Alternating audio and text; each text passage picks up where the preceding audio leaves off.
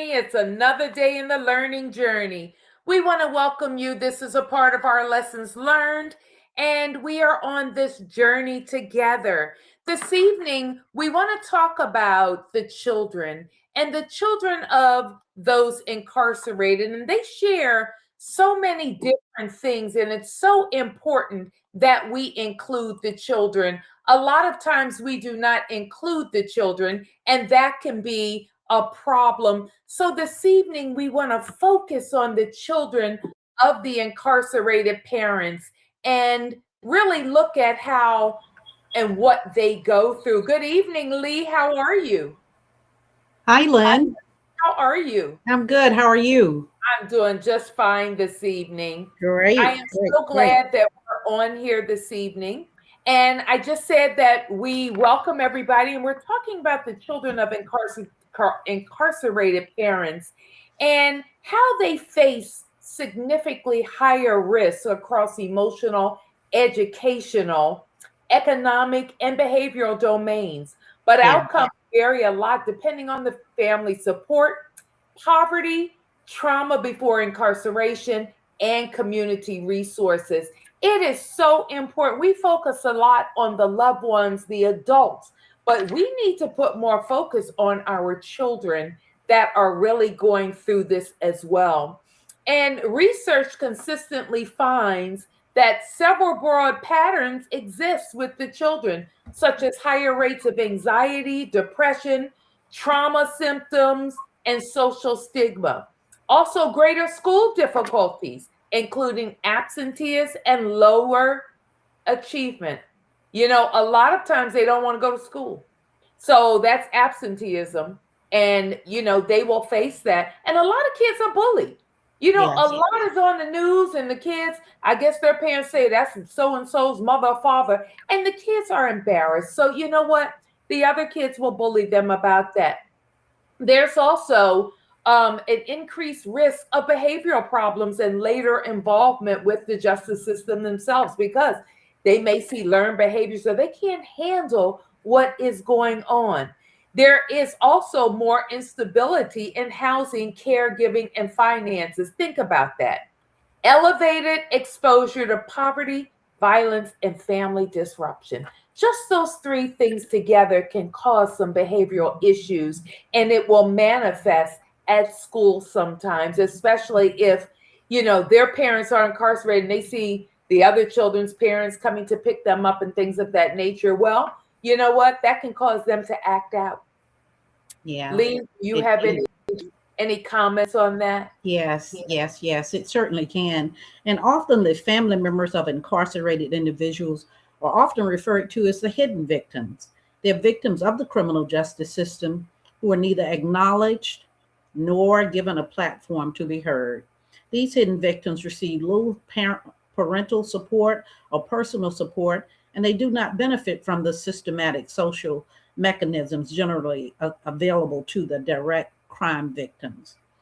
But despite their prevalence and their similarities to direct criminal behavior or the victims, these children whose parents are involved in the criminal justice system, and in particular, a host of challenges and difficulties, as you said, Lynn, the psychological strain, the antisocial behavior, the suspension, the expulsion from school, economic hardships, and criminal activities. It's difficult to predict how a child will fare when a parent is incarcerated. It's so hard. You know what? Some of the studies have found that, that the children, many of the children, excuse me, parental incarceration was strongly associated with later antisocial behavior in children, even after accounting for some pre existing disadvantages. You know, it also shows that incarceration itself is one piece of a larger cluster of risk like poverty, parental addiction, neighborhood violence, and family instability. I want Hmm. you to think about when a parent or both parents are incarcerated, that means that disrupts the child's way of living. They may then have to go live with an aunt or a grandmother or something like that. Not only does it disrupt the instability for the child, or the stability with the child, but also the grandmother who is maybe working with just on her monthly check, and now here she is having to care the patients and everything for the child. The effects also differ depending on circumstances. Mother versus father incarcerated. Maternal incarceration often causes more disruption because mothers are more likely to be the primary caregivers. So, if mom is incarcerated, that is it. That's your nurturer. That's your point of safety and everything. So that can be something.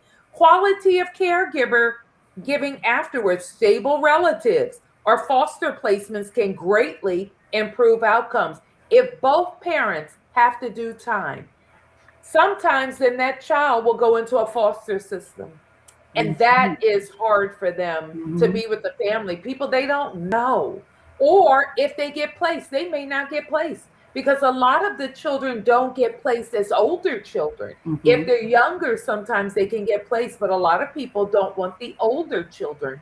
So, this is also, they could just wind up at the foster care and not be placed, and that's hard. Maintain contact. Regular positive communication and visits can help some children emotionally through some of the conflictual contact can worsen stress. So, having them go to visitation is a great way for them to connect with their parents. And it's hard sometimes for them to see their parents there, but you know what? They need that visit and those phone calls, maintaining that contact. And then as I said before, the age of the child is very important. Younger children may show attachment and development problems. Adolescents may show more externalizing behaviors or school disengagement. And as we said, that's important. And then community context, communities with stronger social supports tend to see better outcomes for the children. So, strong social support, there are programs around, there's group therapy. Churches have some, young groups and things of that nature. So that is also going to be good for the kids. Research has, increasingly emphasized the stigma and secrecy can be especially damaging. Children often report shame, bullying, and social isolation. Supportive school environments and mentoring programs, as I've said, are most helpful. And then we want to also break this down by long-term adult outcomes, the differences by race and class, effects of maternal versus paternal, what interventions actually help, or what evidence says about intergenerational crime and incarceration. And I want you to think about that because we talk about learned behaviors. Well, if mama or daddy or both are incarcerated, children may look at that as a way of life. So, there's so much there that our children have to deal with. And a lot of times we push the children aside. And Lee and I thought that was important tonight to talk about the children because they can't be pushed aside. The children are our future. So trying to give them socialization and healthy, support in the neighborhood can help. So also look at the quality of caregiving afterwards. It's one of the strongest predictors of how children adapt after a parent is incarcerated. We always have grandmama there, but what if grandmom's not there? Yeah. It could be an older sister or an older brother that is caring for that family member, caring for that child. And that's hard on them because guess what? They're still growing. So here they are reaching back and put into a parental role at an early age. And that could be hard for them. That's right. Research also shows that stable housing and routines substantially better when caregivers can provide that. Also, if caregivers can give emotional warmth and responsiveness, consistent discipline and expectations, protection from conflict and violence. Lord, I have to say that. You know, mom, again, and dad, whoever they connect with closer, they provide protection and safety. So when mom and dad are not there, where's the protection? Where's the safety? Where is it? They may not have it. And that can cause them to be very insecure, have some self-esteem issues, and things of that nature. Honest, age-appropriate communication about the incarceration. You know, be honest with the child. Let the child know. Honest, age-appropriation communication. It is so important. You know, a lot of times you might say, well, mama's on a trip or daddy's on a trip. And they could find out and then be angry because you didn't tell them the truth. And that can spark a host of other behavior issues. So you always want to make sure that that is done.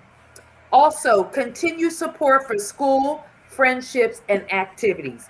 Now, they may play sports, and that is one way you can support them, is being there to see them playing the sports. That's very important, especially if mom was there and mom or dad was there to watch them. That was so important that you go and support them. You don't have to go to every game, but as long as you're there for maybe the home game, 1 or 2 games, that's important to a child.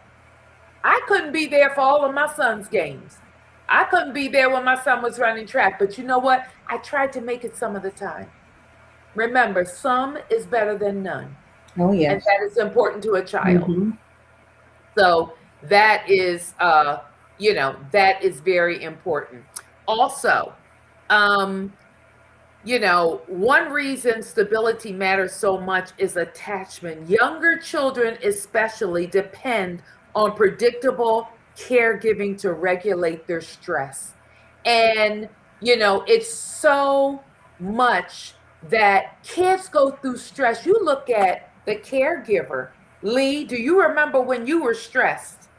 With this, Absolutely. and still going through the stress on the other side, right? Oh, yes. Oh, yes. Yes, it never ends. Well, guess what? Kids go through stress as well. They do. But their stress is reacted or activated in a different way. So I want you to really look at that. It's activated in a different way. When you look at it from that standpoint, proper caregiving can regulate the stress and make them feel secure, because that sudden separation from a parent, it can be something for them, and they don't know how to deal with that. Caregivers who can navigate schools, transportation, the court system, and visitation logistics often help children maintain continuity, and that is important. Now,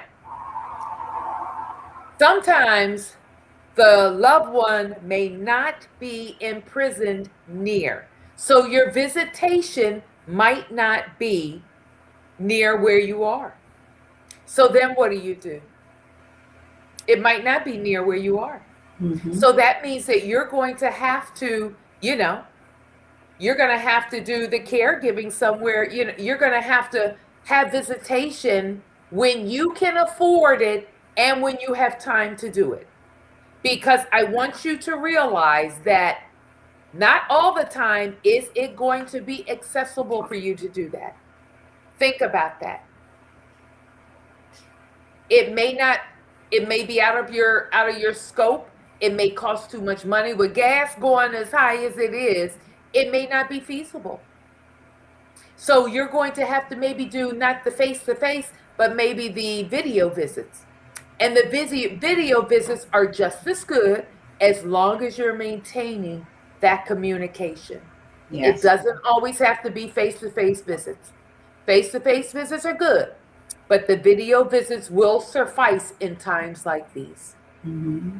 Okay? Lee, would you like to add anything to that?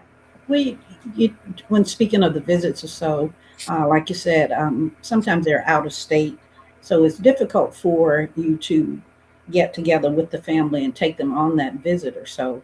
And it's also important that we prepare them for the visit too, so that they'll know what to expect or try to talk them through it and stuff. Because remember, we're dealing with the children, and as difficult as it is for us, it's even more difficult for them.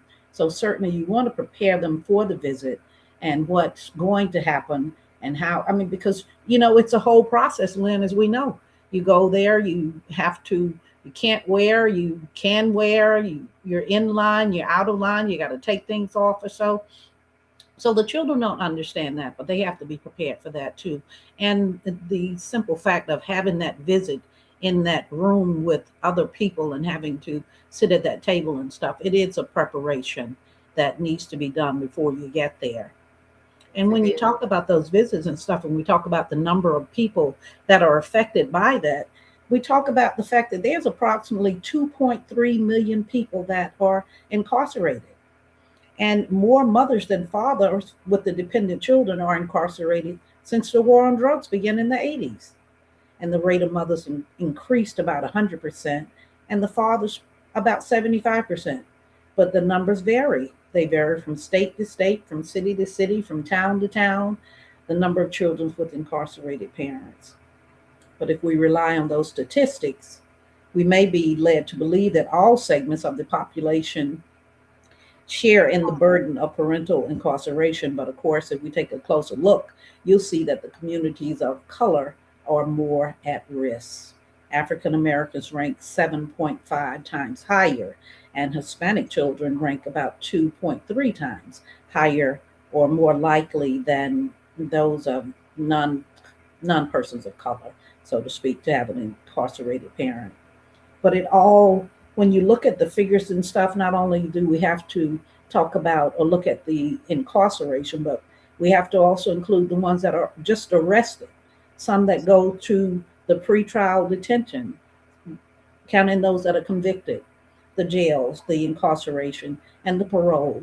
As you said, Lynn, it's all very, very stressful for the caregiver, and it's certainly even more stressful for the children because they understand what you tell them or kind of what you tell them. The older ones will do a little bit better with it than the smaller ones, but it's stressful for them too. And they encounter a whole lot, as you said, in their little environments of going to school and being on the playground or outside with their friends and stuff. It's not easy. It's bullying. And like you say, it leads to the suspensions, being expelled because they got so much going on. And sometimes, or most times, they don't know how to talk about their feelings or what's going on with them because sometimes they don't understand it themselves. So they can't tell you exactly what's going on with them so that we can work those things out as best we can. So it's hard. It's very hard. But It family is. support is very, very important. And as you said, sometimes they end up, if it's not going from one parent to the other, they can end up in the system. Again, family support is very important. If we have that aunt, that grandmother, or so that can step up to be there for them before they get to that system, because that's not easy. It's not easy. Yes. And it's so important because, as you said, children can become emotionally dysregulated. They can't handle those emotions. As adults, we can more regulate our emotions sometimes, but kids, it will be emotional dysregulation. And that is hard. And then it's hard for the caregiver to really, to deal with them when they get their emotions dysregulated. Some of the interventions that can help are, they have kinship caregiver support programs, Hmm. and that can help the caregiver, because this is going to be new for you to have, to have to raise a child now and have someone with you. You could be a mother that has four children, and now this is a fifth one that's coming on. So they have programs out there that can help you with that. There's also school-based counseling. They do have counselors at school, and if it is more in depth, they know how to recommend a counseling outside of school, a counselor. Then there's mentoring. They have some mentoring programs. I think Kevin works with Boys to Men and several things like that that can mentor these kids. And that is one thing that is good. And then parenting programs inside of prisons. They have some parenting programs, and that can help. And then child friendly visitation programs. They have the dinners, the chicken dinners, and the fish dinners, and stuff like that. That would be a great time to go take the children, and we're going to eat here today. I think it's like 20. Well, now it's gone up. It's like $30 for a chicken dinner. But, it used to be 20. I guess after COVID, the chickens must have gotten bigger. So they charge you more for that chicken dinner. But, it's things like that you can definitely do. And that could be having a meal with the children, and that can help. There's also, consistency and emotional safety is more important than anything. And, understand the children's feelings. Do not sweep them under the rug. Understanding my feelings, it helps them identify and name emotions like sadness and anger, confusion, and embarrassment while normalizing their experience.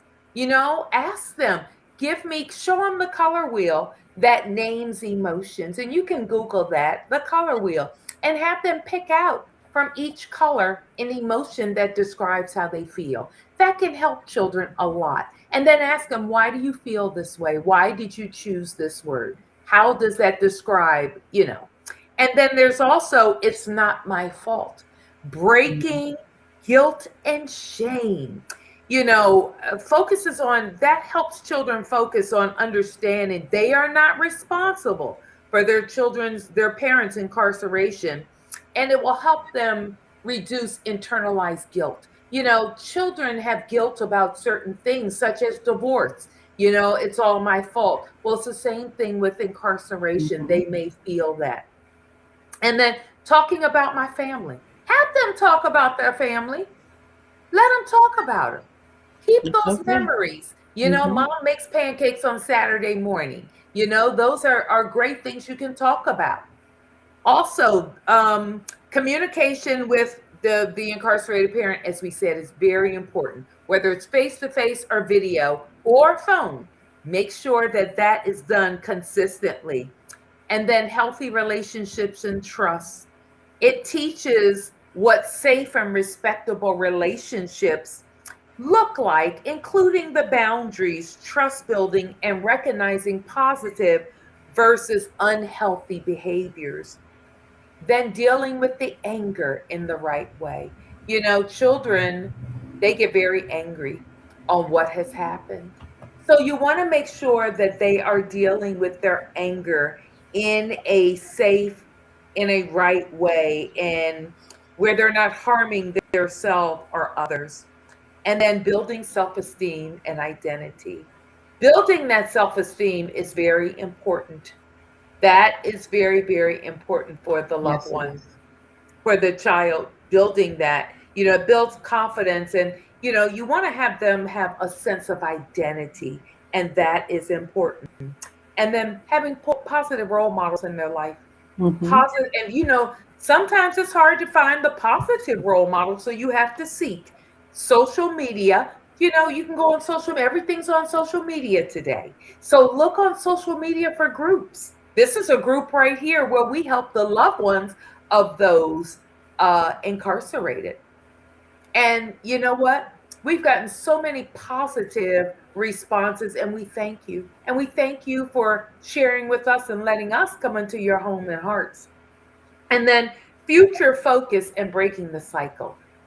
I want you to focus on, hey, it's 12 months and my loved one will be home. Hey, it's 3 months, the loved one's going to be home. Let's make some signs. Let's do something. Let's plan the event. This is all going to help the children. And it will also, it inspires them to set goals and explore careers and envision a future beyond their current situation. And it helps them reinforce their path that can be different. So we don't want you to forget about the children because, believe it or not, sometimes the children go through more than the adult because the children can't handle the emotions. They can't regulate like you can. So Mm-hmm. they become emotionally dysregulated. Don't push them aside. Maybe it's a good time for them. They have children's groups, and it could be a good time to get them in a children's group. And there are also books that you can order for them and read those books to them. Help them read those books and understand what is going on. Lee, did you want to add anything to that? This subject is so full. It's difficult to get in everything that needs to be said about it or so. So certainly want to keep that subject open to it and stuff. One thing I do think about, you were talking about self-harm or so, and I was thinking about I can't say older children, but because it's stemming down to lower and lower. But let's not discount the fact that these children, when they can't relate and they don't know how to talk about it and stuff, they might linger to alcohol and drugs. And you want to watch for those signs, but you want to try to make sure that those are discouraged or so as they're going through the journey of their parent being incarcerated or so. So we got to take Definitely. care of them. Yes, definitely. And you know what? It's great that, certain people are on here every week with inappropriate comments. And I just wanted to call out Frank with his inappropriate comments because he's on here every week. We would love to have you be a part of us with appropriate comments. So if you can't be appropriate, then you know what? We wish you would not sign on. So this is a public network, but we want you to be respectful of others who are on here. Other than that, we are a 501c3 nonprofit organization. We do have our back to school fair that is coming up shortly. We need sponsors. We need school supplies. As we talked about, the children are just getting out this week. But guess what? The last week of July, many of them go back to school. The Mm-hmm. first week of August, many of them go back to school. That only really gives that caregiver a short time to replenish school supplies. And guess what? The cost of school supplies this year has gone up tremendously. Yes. It has gone up. So we're looking for backpacks, notebook paper, pencils, things of that nature. And a lot of times now they're using tablets. So they're Mm-hmm. not using a lot of that, but they plan on cutting some of the lunch programs. So you know what? Kids are going to need certain things like lunch boxes and things of that nature. So plastic bags to put a sandwich in. Mm-hmm. If you can support, we have our police, we are a nonprofit organization. We operate from donations and from grants. So we would appreciate you, helping us help the other ones that need the help. And that is on our website. And it is Saturday, July 18th at the Callahan Center.